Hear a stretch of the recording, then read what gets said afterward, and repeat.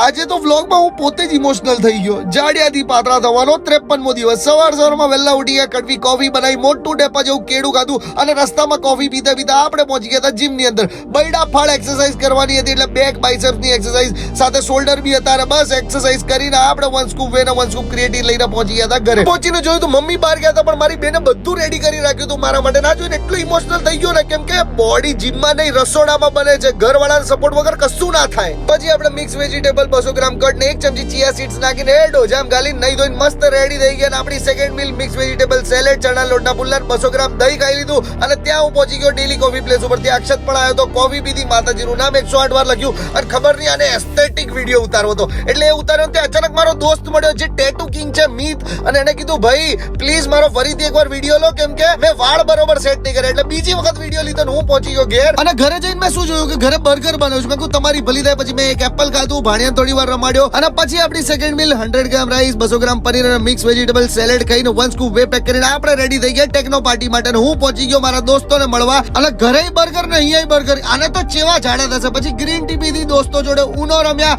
અને ઉનો રમ્યા પછી એક ભાઈબંધની ગેંડ મસ્તી કરીને અમે પહોંચી ગયા ટેકનો પાર્ટી ની અંદર.